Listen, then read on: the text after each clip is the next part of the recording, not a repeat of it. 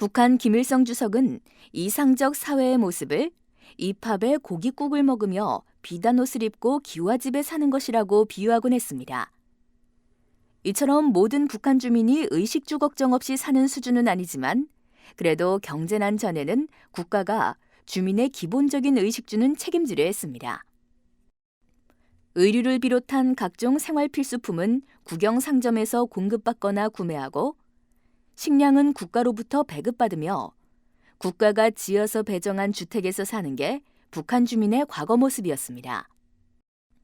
그러나 최악의 경제난을 거친 2000년대 이후 북한 주민의 생활 모습은 크게 달라졌습니다.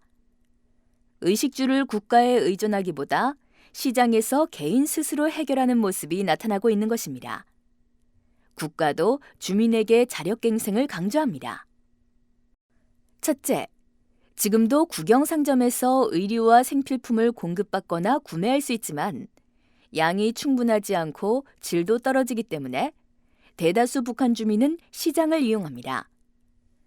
평양 중구시장의 경우 전체 상인이 2,850명인데 그중 식료품, 농축수산물을 제외한 생필품을 파는 상인이 기성복 300명, 이불 속내의 75명, 신발 300명 등 1,950명이나 됩니다.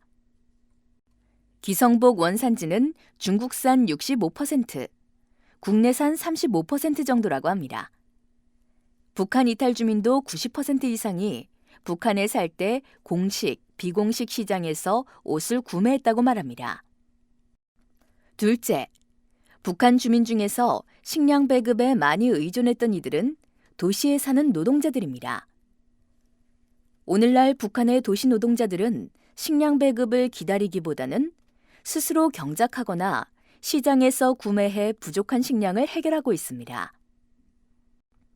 식량 배급제가 무너지자 도시 노동자들은 도시 인근의 소토지를 일궈서 직접 식량을 생산하고 자가 소비 이후 남는 식량은 시장에서 판매하기도 합니다.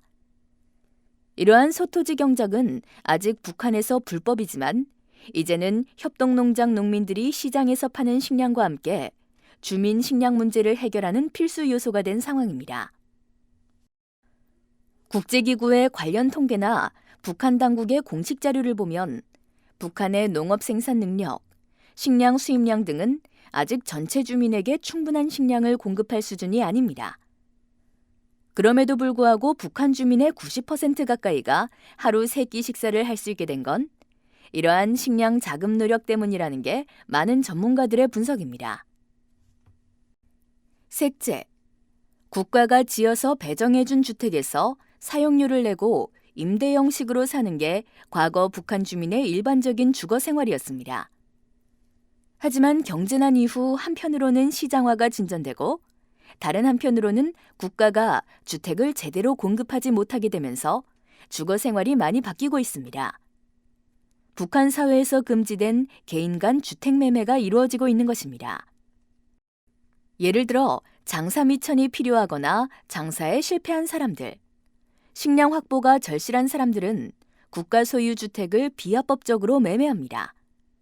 반대로 시장에서 돈을 번 주민은 좀 더 생활 여건이 좋은 집으로 옮기기 위해 비합법적인 주택 거래에 나섭니다. 이러한 비합법적 주택 매매는 살림집 이용 허가증 발급 권한을 가진 부서의 간부들, 전문 부동산 중개인 등을 통해 이루어지고 있다고 합니다.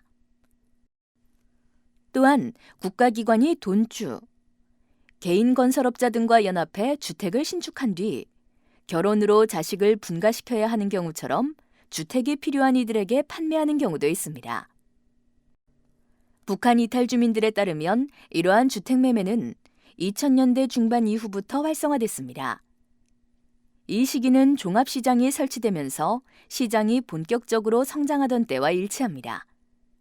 북한에 살 때 살림집을 개인적으로 구매했다는 응답률이 약 50%에 이를 정도로 이제 북한 주민에게 주택 마련은 국가의 몫이 아니라 어떻게든 개인이 해결해야 할 커다란 숙제가 되고 있습니다.